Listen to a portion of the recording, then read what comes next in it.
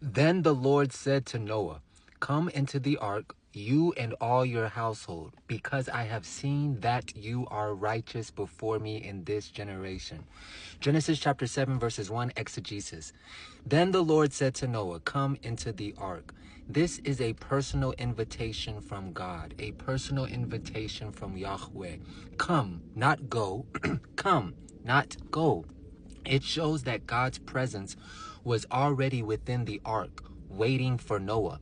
Judgment is coming, but God calls his people into his protection, not away from his presence. Notice Psalms 91 verses 1 through 2, which reinforces this. He who dwells in the secret place of the Most High shall abide under the shadow of the Almighty. I will say of the Lord, he is my refuge and my fortress, my God, in him I will trust. Psalms 91 verses 1 through 2. 1 through 2. The ark was more than a shelter. It symbolized communion and safety in God himself, just like the cross symbolized communion and safety in God himself. You and all your household. Let's break this thing down. God's mercy is not limited to the individual. Because of Noah's faith, his entire household, his entire family is invited into salvation.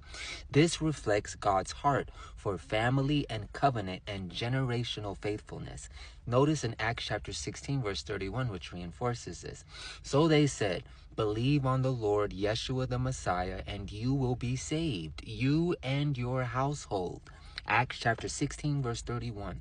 Noah's obedience became a covering of grace for those under his care, a model of spiritual leadership and intercession. Because I have seen that you are righteous before me in this generation. Let's break this thing down. God singles out Noah's righteousness, not self-righteousness, which is what Adam and Eve had received after the fall, self-consciousness, self-righteousness. He had received Christ's righteousness, the righteousness of God, but faith expressed through obedience. While the rest of the world was corrupted, Noah's life stood as a testimony of faith amid darkness.